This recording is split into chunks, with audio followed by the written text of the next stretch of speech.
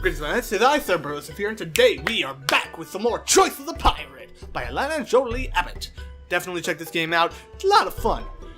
But we're gonna get started here. Last time, we were about to face the Luska, so we're about to do that. If I have the chance, I'll go after Blackguard's ship, because I found out from the mermaids that if I get Blackguard to return the treasure he stole, then the Luska will go away. And I'll probably be able to bribe him by paying him the amount that the Luska treasure costs. You're sure there's damage to be accounted for, but you've made it. You relinquish the helm. Time to find out what the storm has tossed you. You're not on course, that's for certain. It takes you some time with the charts, but you figure you're a day or two sailing south of where you would have been before the storm. It's hard to tell if the storm will have impacted the other players. Could Blackguard have kept his lead on the monster? Or is he likely to have sunk in the Luska's tentacled grasp by now? The creature retreating back to the depths from which it came. Ooh! Hope it's the latter. Or not the latter, the former. I hope he's still in the lead. Luck or fate intervenes. A day out from the little island where you took refuge, you see 4 ships at point on the horizon. To your northwest is a small but fleet ship flying the colors of Captain Blackguard. To the northeast, you see the Bonnie Lassie, Anne Reed's flagship, limping along at a fraction of her normal speed. Ooh, she's damaged. And directly north, a crown ship and a ship flying the colors of the Pirate King are engaged in battle. And though it takes a longer look through the spyglass, you realize that the churning waters around the battling ships are not just cannon fire. There's a monster. You found the Luska, and there's no time to lose. Make for Blackguard's ship, set course for the battling ships, head for the Luska, or forget the Luska and row for the Bonnie Lass. Blackguard's ship! I can end this once and for all. If you can get to Blackguard and convince him to throw the treasure of Ishmael the Lost back to the Luska, there's the chance the creature will return to its watery domain. It might be too late for all of that now, but it's worth a try. You set a course to intercept Captain Blackguard, and with a little added boost to the winds by Tinema, you make good time. Certainly better time than Anne's wounded ship, or the 2 ships locked in combat with the creature. Soon you come alongside and fly up the flags requesting permission to board. Blackguard doesn't want to slow down, not when the Luska is distracted enough that he has a chance to put some distance between them, but when he sees your cannons, he decides to make time for your request. Once aboard the ship, what is your plan? I convince Blackguard to return the treasure, I threaten Blackguard with force unless he returns the treasure, or I dump the treasure without Blackguard knowing. God, I'm so bad at talking! Convince him to return. Yeah. Blackguard looks at you with madness in his eyes, but you stare him down. After a moment, he looks away. You've never steered me wrong before, Sir the Honorable. He looks wistfully towards his cabin. Finally, Blackguard shrugs. Fine. I suppose 'tis worth a try if he keeps that monster from following me across the Lucane. He glances overboard. 'Tis shallow enough here that if you're wrong, we might be able to dive for it later on. It's not the most encouraging of answers, but at least Blackguard's willing to listen to reason. Yes! You help retrieve the coffin of Ishmael the Lost, filled to the brim with stolen treasures, from where it's kept in the captain's cabin. It's a beautiful thing. Even after all these years, there's Grimshaw laid into the wood depicting the whale hunt of Ishmael's infamous captain before Ishmael mutinied, and took over the pirate ship. Even without looking inside, you understand why it's so tempting. I'll try to kill the Luska if Blackguard will split the treasure. I use the treasure as bait to lure the Luska here before killing it, or I return the treasure to the Luska. Return it! You lever the coffin over the edge of the ship and watch it plunge into the water below. As soon as it splashes into the water, you see the Luska still leagues away between the crown ship and the Pirate King ship. Go still. Wait, what? Still leagues away between the crown ship and the Pirate King ship. Go still. Okay. Then it vanishes below the water, speeding toward you and Blackguard's ship. Prepare for battle! Cries Blackguard. You tense, wishing you had returned to your ship. But the Luska's wake disappears suddenly. Yes! You see it through the glare of the blue water below, grabbing the coffin in its arm and pulling the treasure of Ishmael the Lost towards its gigantic maw! Then the water goes black below you and churns in a wake, speeding back toward the deep trench known as Davy Jones's coffin. We beat it! Aboard Blackguard's ship after all. I don't know what I'm trying to say. I'm bad at talking. I'm sorry. Aboard Blackguard's ship, after it's all over, you consider what you'll do about the crew that created all this trouble. If you were sure that the crown vessel in the water could take him in, you turn Blackguard over in a heartbeat, but you suspect it's not in any position to do that at the moment. And in the meantime, Captain Blackguard and his crew are treating you as their savior, willing to do anything to help. You can see through his Blackguard's spyglass that the other ships in the water are in trouble. The Bonnie Lass is limping along and will make it back to the shore without aid, but the crown ship and the Pirate King ship are in enough distress that they won't survive without help. Oh boy. Return to my ship and aid the Pirate King's vessel, the Crown vessel, or San Alfonso. I'm already against the Crown, so I'm gonna stick with my gut and help the Pirate King's vessel, because that might actually help me out in the end. The Pirate King's ship, a merchant bearing the name of Aguila, is low in the water. The waves wash back and forth over the deck, and half the cannons are waterlogged or firing directly into the water rather than hitting the Navy's ship. It looks as though the frightened crew would rather go down fighting than let the Crown ship survive. As it is, there's going to be no saving the Aguila, but you could get her crew and some of the equipment on board before she sinks. A grizzled man with dark skin and a soaked-through hat leans over the rail as you come alongside. But rather than looking glad that you have arrived, he's waving you off. "You have to make your way to San Alfonso," he shouts. "The Crown Navy's headed to the port!" "Why?" you call over the sound of cabin fire. As you look down at the damaged ship, you feel as though you've seen her before. "The Aguila is on the rolls as El Sabio's ship," he yells back. Wait, whoa, that was the wrong voice. "The Crown thinks El Sabio's the pirate king, and they've no reason to let the port stand!" That's why you've seen the ship before. She makes port at San Alfonso, and she's one of the completely legal merchant ships that harbor there. If she was carrying the Pirate King's colors, though, that's pretty damning evidence against El Sabio and all of San Alfonso. Make way to San Alfonso and leave the Aguila to Davy Jones. Get the sailors of the Aguila on board before leaving, or rescue the Crown sailors instead in hope of a pardon. No, get the sailors. You can't just leave the sailors there to drown. Much to the grizzled man's dismay, you lower the gangplank and insist that he and the rest of the crew board. Only after they're all safe do you set course. You have to get back to San Alfonso now if you're going to beat the Crown. Crown Navy's full force there. Given Jaquine's presence in the port, you're certain they know the location, and now that they have what they were looking for from their spies, the Crown is sure to come down on the island like a hurricane. Life in San Alfonso is about to change forever. Chapter 8, The Pirate King.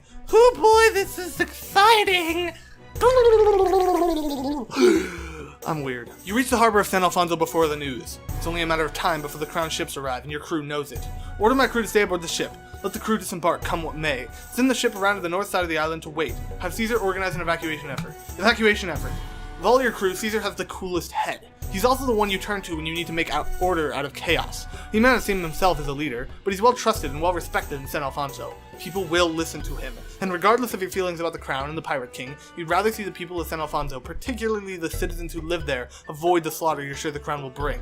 What is it you're hoping to accomplish before the Crown arrives? Warn El Sabio about the incoming Crown Navy, capture El Sabio for the Crown, or warn El Sabio. Whether or not El Sabio really is the Pirate King, he's the one in the best position to keep the Crown Navy out of San Alfonso. No one on the island commands the same respect, and if anyone is going to be able to convince the pirates of San Alfonso to join together and fight the Crown, it's him. Ooh, this is getting serious. You haven't been to El Sabio's hacienda since the matter of Evan Lark, but things are much the same. There are workers in the sugarcane, their wages supplemented, you now suspect, with pirate gold. Behind the plantation house is the cliff overlooking the Lucane, and you wonder how much of its placement was designed to keep an eye out for incoming attack, rather than just to give a pretty view. Charge straight in, knock and wait to be admitted, or shoot my gun in the air and see who comes out to greet me. Do that. Almost immediately, a servant dashes out into the yard to see what lunatic has come onto the plantation ground. "I need to see El Sabio," you say before he can question you. "I'm afraid El Sabio is unavailable." You draw your second pistol, which is still loaded. "Now, savvy." The servant sighs, but ushers you into the parlor. You stand waiting and watching as the servant shuts the door, next to one of the statuettes that Tenema had admired when you were last here. "I'll give him to the count of 300, then I'm going looking for him. I wait patiently. The Crown still needs time to arrive. I wait patiently." You don't have to wait long. The parlor doors open and El Sabio flows in, as though the force of his personality opened the doors ahead of him. There's an aura about him, one you've noticed before, of not just power, but charisma. This is a man people want to follow. But even as you notice this, you see the tired bruises beneath his eyes, the silver sheen through his hair. He carries a cane, and you think he's leaning on it, a tool rather than an affectation. He pauses at the edge of the rush rug that covers the floor and gestures for you to sit. "The Crown is coming for you," you say without preamble. El Sabio smiles, but his wide face doesn't brighten, and his wrinkles seem no less tired. "They will leave San Alfonso alone until they believe they know the identity of the Pirate King," says El Sabio. That believes the shield between him and the Crown. "That's what I mean," you say. "They're coming for you. They think you are the Pirate King." The smile vanishes, but the look that follows is pure steel. "They do now, do they?" "One of your ships raised the flag of the Pirate King in a battle with the Liska," you explain. "The Crown rubbed 2 guinea pigs together and made a doubloon. It doesn't matter how they got the information. They think they have enough evidence to justify destroying San Alfonso, and they will do it." His fingers tighten on the ball of the cane. "Yes, they will." He looks up at you. "Follow me, there's still hope." "I trust him. This better not be a trap or I have my pistol ready. Trust him." Oh, this is getting serious. El Sabio takes you through what you would have thought to be the storage cellar for wines and spices, but behind a wine rack is another set of stairs, these steeper and older than the ones in the hacienda above. The walls are rough-hewn rock, damp from the island's humidity and the proximity to the sea. You hear the sound of waves below you and suspect you're heading down inside of the cliff abutting the hacienda. You're proven correct when you make the next turn. The stairs open out into a cave large enough to house a galleon, and there, in all her glory, is Leon de Lucayan, the flagship of the Pirate King. She's a stately galleon, though not as regal as the Sea Queen in your considered opinion, and she looks every ounce a pirate's pride. As you descend, you see the cave is larger still. There's the Galicia, a small cutter well known for being the Pirate King's favorite blockade runner. "This and the one you already found on the north side of the island aren't the only hidden harbors the Pirate King knows. El Sabio tells you. You know about that, you ask. I know about a lot. El Sabio answers. He gestures ahead. Onto the Leon, Zoru. She's nearly as impressive on deck as she is from afar. The Pirate King's crimson sails have long struck fear in the hearts of even the admirals of the Crown Navy. You see the way of the deep red sheets, even tightly furled, would draw the eye in the sunlight. After he boards, El Sabio walks across deck straight to the ship's compass, his cane over his shoulder like a club. He seems to have momentarily left you to your own devices. I follow him. At the helm, you see El Sabio muttering under his breath, and my pure and the compass, a design you've never seen before, begins to glow. You've heard of of artifacts that react to cambiar, but they're the stuff of legends. You didn't think you'd actually ever see one. To be honest, you weren't even sure they existed. The dome over the compass changes from the cardinal directions to what looks like a night sky, except that none of the constellations are familiar, and the stars are in different colors. A few are red, more are gold, and still more are a greenish blue. All three are combined, are outnumbered by the white stars. All of them move around at great black spaces in the sky, except of course, it isn't a sky at all. You're looking at a living, moving map of the Lucae. As El Sabio chants, the red lights change direction, all heading toward one of the black spaces at the south. A line of gold lights sail in the same direction. When El Sabio's chanting stops, the movement continues. The Pirate King's fleet is on the move, he says, gesturing to the red lights. His fingers rest on the black space, and he scowls at the gold line. Whether or not they'll reach San Alfonso before the Crown Navy, I don't know. That explains why nowhere can ever find your fleet in one place, you say. El Sabio looks you over. I told you once I would watch your career with interest, he says. Well, I have. I haven't been displeased with your efforts, though I think you've some way to go. He shrugs, as though intending to take any sting from his words. I think I would have credited you eventually, and now I see there's little choice. He pulls the ball on his cane away from the base, and the blade of the sword within shimmers in the half-light of the cave. You have the sudden sense that the air is holding its breath, and you can almost hear the hum of cambiar. I am bound by the blood to the Lucaean, he intones. Her waters flow within my veins. I am her protector, and her spirits speak within me. The crown sees her as water to be traversed, her islands as lands to be conquered. They do not know she is alive. I step closer, drawn to the building magic. I step back and make a sign of warding. I wait and watch. I shouldn't step closer or back. I should just wait. Just in case it messes up the magic. A breeze ruffles El Sabio's short gray hair, though you don't feel it until a moment later. You see the vibrations in the deck beneath his feet as you feel them yourself. He's in the center of the storm, and as the energy spread, it reaches out to you, caressing you with tendrils of energy that leave your skin tingling. I am not the first Pirate King, he says, though I have held the title longer than most, and longer than I've had any right to live. Despite the swirling magic, or perhaps because of it, you can see just how tired El Sabio is. The power continues to build around El Sabio, and you can see the sweat beading on his brow. Join me, Zoru! Join the fleet of the Pirate King! Protect the Lucaeans and those who would control her! I agree to serve under the Pirate King. I ally myself with the Pirate King, but only for today. I don't need the Pirate King to defend San Alfonso. I find I'm loyal to the crown after all. I shoot him, or I try to convince him that the only way to save San Alfonso is to turn him into the crown. I agree to serve him. I'm honored to be a part of your fleet, you tell the Pirate King, and for the moment, you find you mean it. He draws his sword cane across his palm, then holds the bloody blade out toward you. A drop of blood. A drop of blood to seal our contract. You allow him to slice your hand, and your blood mingles with his. You feel a buzzing in the back of your mind, an awareness that crawls up your spine like hermit crabs skittering around the beach. It's like you have extra fingers moving of their own accord, and you can feel water beneath them, cool and wet. Wow. Those are the other ships of the fleet, El Sabio says. You'll get used to this sensation. You're not entirely sure you will. You still need to deal with the Crown Navy, you remind him. I welcome your suggestion, he says. Use the Galicia to lead the Navy away. Get back to my ship to distract the Navy. Have the Leon lead the pirates of San Alfonso in an attack. Lead them! It's time for decisive action, you say. We have to make the Crown realize that the cost of taking San Alfonso is too great. The pirates of San Alfonso may be a raggedy lot, but they see the tides. If the Pirate King's flagship were to lead a fleet out of the harbor of San Alfonso, they'd follow. All of us united against the Crown forces would make the Crown think twice about trying to take the island again. For a time, El Sabio says cautiously. You can only worry about one day at a time, you say, and if I can give the Crown a black eye, so much the better. He starts to interject, but you smile. You need to be seen in San Alfonso, looking innocent and completely unpiratical, just in case. He grins in response. So I do. I'll go put on some respectable clothing. He takes your arm in his. Good luck, Captain Zoru. You feel the Leon rumble beneath you, as though she's growling. El Sabio shrugs. I'll have her take you back to port, but then you'll have to get your crew aboard. She's not inclined to listen to me from a distance. Ah, so that's part of what it means to be Pirate King. I'll make it work, sir. He walks down the gangplank.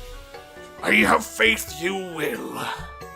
It's odd to stand at the helm of the Leon, knowing that not a thing you do will change your course. You tried to adjust one of the sails, but it whipped back into place with a speed that made you feel as if the ship were scolding you. After that, you just waited. As she arrives in port, you realize that it's the first time that the Pirate King's flagship has been seen there in years. It's so cool, man! Or rather, it would be if anyone were paying attention. By the time you reach the docks district in San Alfonso, an organized evacuation effort is underway.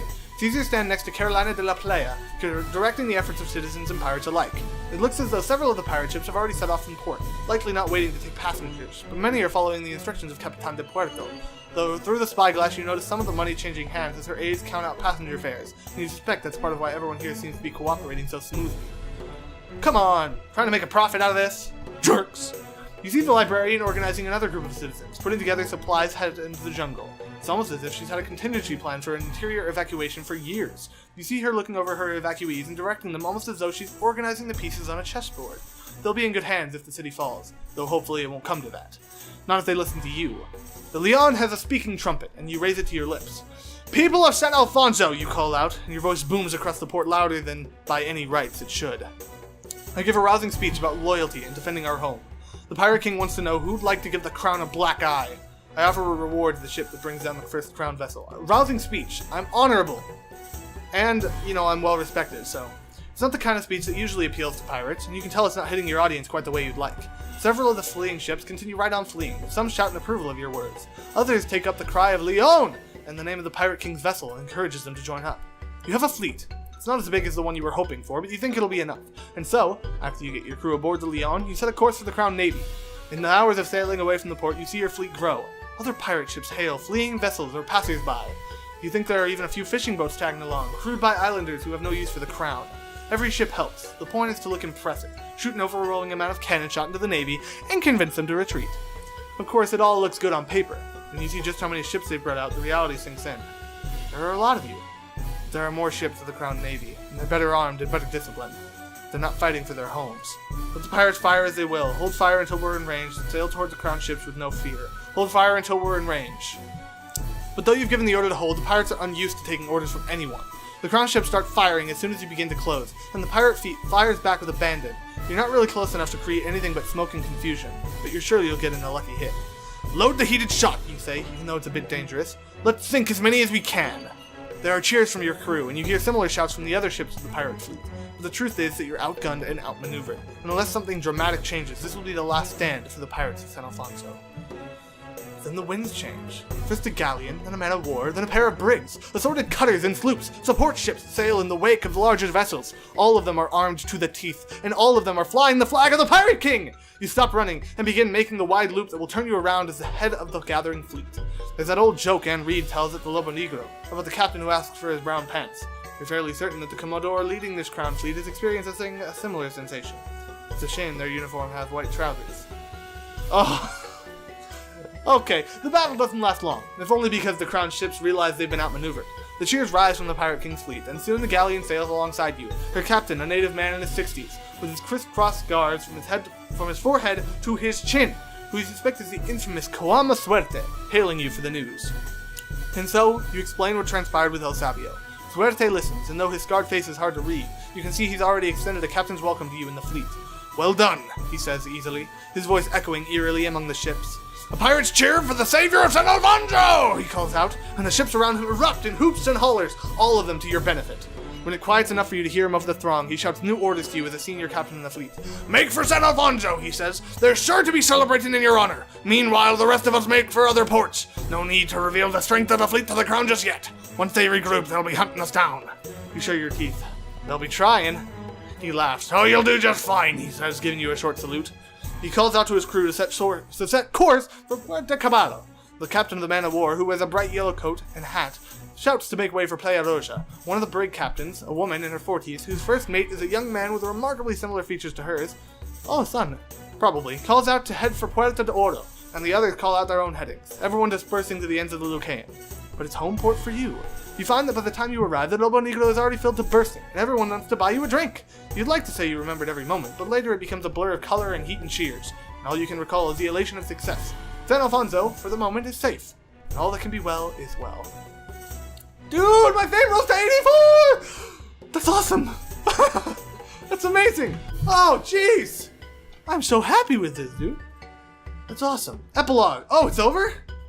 There was always another adventure off the horizon in the Lucayan. Surely something great awaits for you. After all, you've become a legend. In fact, it's likely you're one of the best-known pirates in all the written history of the Lucayan, and in her storytelling as well, judging by the way your name is spoken. The name of Captain Zora the Honorable is sung and cheered, and people lift their mugs to you in taverns throughout the Lucayan. You are, they say, the savior of San Alfonso, the one without whom the people of San Alfonso could not enjoy their continued freedom from crown rule. As your star grows, so does the legend of San Alfonso. You suspect that someday, long after the crown has fallen for another government, long after La Universidad de Cambiar has crumbled and faded into obscurity, the legend of the haven of San Alfonso will live on, and your name will live on with it. And what of the rest of your life? Since you became a captain, you've brought together a fleet of 6 ships, and they follow your orders and split the bounty of their captures. You manage to distribute your support as necessary, and it's not too much to handle. It's a solid, mid-sized fleet in the Lucayan, and while your enemies might not avoid you on the horizon, they certainly wonder just how many of your ships they'll have to face if they try to take one. You're very likely one of the richest pirates in the Lucayan, though pirates rarely give honest estimates of their cash on hand. Still, you've done well, and if you're the treasure-burying sort, you'd be considering where to hide a chest one of these days. Along the way, you've developed friendships, rivalries, alliances, and enemies, and things in the Lucayan are changing quickly. Caesar and Tenema couldn't be more proud to have been part of the crew that saved San Alfonso. In Caesar's case, you see a love for the port city you'd never realized. Whenever you dock, you see him getting further involved in the community, working with the town leaders, having many a tea with Evan Lark, and discussing business propositions. Eventually, you buy some land on the island. Don't tell me this means you're leaving my crew. Your hospital is finally becoming a reality, or I don't interfere, as long as he keeps to his responsibilities on ship. Your hospital, man. Caesar looks pleased you remembered. It is, he says. It's just the beginning, and it'll take years to get everything in order. Especially when we're out at sea so often. But it'll be worth it. I support Caesar's dream, as long as it doesn't interfere with our piracy. I don't interfere, as long as he keeps to his responsibilities on ship. I invest money and time into Caesar's dream. Come on, man, it's an important dream. Caesar has long supported you, now it's time you give a little back. You set aside coin from your earnings to fund the hospital, and help with plans in whatever way you can. You join Caesar and Devin Lark for tea and scones, which are a reward in and of themselves, and when the time comes for the dream to be a reality, you'll be there, beside your first mate, acting as his second in command. Tenema relishes in how her association with the ships that saved San Alfonso replaces the fear and mistrust that previously met her in port. She starts taking on students when you're in port, and she even asks to go visit her family's village when there's time. There's not much money to be made there, she says, but I can promise some of the best coconut shrimp in the Lucayan. I'd be delighted to visit your village. I don't think we'll have time, but you can have leave. I make no promises. I'd be delighted! You'd get bored in a day or two. Wait. You'd get bored in a day or two, but it would give me enough time to beat you at coconut races. Coconut races? She waggles her fingers, mimicking running uphill. Running up the trees to see who can get a coconut the quickest. All the kids do it, but I was an all-time champion. There's no way he'd win. We'll have to see about that. Tenema glories in her life as your champion and as your lover. She's come into her own on the sea, and if other captains fear her abilities, it's to your advantage. She no longer worries how others view her due to your trust in her skills, and your confidence in her power, and that trust is extended to her advice and ideas. You turn to her to help solve tricky problems, not only having to do with Cambiar, but also with problems among members of your crew. She is an advisor as well as a lover, and you're unsure what you would do without her. That's awesome! Anne still claims that one day she'll be the Pirate King. She occasionally hounds you to tell her what secrets you know, but you keep her guessing. Her fleet continues to grow, and her devotion to San Alfonso never falters. If you're a thorn in the side of the crown, she's a dagger, but of course she plagues plenty of merchant ships as well. You don't think Anne will ever really change, no matter who's in charge of the Lucayan. As for Jacquin, you're now and forever on opposite sides. His loyalty to the crown is too strong. When you see him next, it's in Puerto Balena. He's dressed in continental clothes rather than as a sailor. I try to convince him to join my crew. I threaten to leave my fleet alone. I try to convince him to join my crew. He's been good. He hasn't been mean to me. You don't think it's possible, but you have to try. You catch his eye and get him to meet you in a quiet corner of a taberna. You make him the offer. Think of what we could accomplish in the Lucayan, you say. I cannot, he says, though you can hear some regret. My life is dedicated to the service of the crown. And let's at least have some rum, for old times, you say. And so you do, but it's uncomfortable, and you both know that it's the last time you'll sit at a table together. For now, there's little else to tell. You and your ship may as well live and breathe together. She's your first thought in the morning and your last thought at night. Some may say you work too hard, but to you it's not work. Your ship and the life on the Lucaean, riding the winds and waves are your world, and for now, you're content. And so you sail the waves beneath your hull, the winds in your sail, the music of the island drifting across your deck. You wouldn't have it any other way, would you? No, I wouldn't. We hope you've enjoyed playing Choice of the Pirate. On a scale from 1 to 10, how likely— 10! Dude! Play this game. It's awesome. I've already done this. I don't care to do it again. That's awesome. Sorry. No thanks. I already did it. Okay. I'm happy with this, man. This game was great. I'm so sad to see it over. But it was amazingly fun. And there's plenty of other endings, I would imagine. I'm definitely going to play this game again. I'm not going to record it. The ending I got for the video is the ending I got for the series. That's it. The game is over. The series is over. That's it. I'm leaving it be. I'm probably going to play more of the choice of games, though, because they're really fun. They all play exactly like this one, with the choices being made, the stat screen with all the different skills, your reputation, resources, relationships, all that crud. Or not crud, cool stuff. It plays exactly the same, though. There's a bunch of different ones. There's so many. You don't even know how many there are. But, yeah. I hope you guys enjoyed this series. I loved it. It was so much fun. If you want to see more games like this, there's a link in the description to the Buried and Interactive Story game series, which is very similar to this one. They were both a lot of fun. I am burpy. I don't know what's going on. I guess I'm sad that it's ending, so I'm kind of burping because I'm trying to send out my inner depression of Rick and Morty. You know, Rick and Morty. Rick and Morty. I'm sorry. Thank you guys for watching. Really hope you enjoyed it. I enjoyed it. I'm going to be back with more Choice of games pretty soon here. I'm going to find a new one. Yeah, link to the game is in the description. Play it for yourself. First few chapters are free. Have a lot of fun with it. I loved this game. It's so sad to see it end. That's all I have to say. Until next time we meet. Farewell. And so sad now. So sad.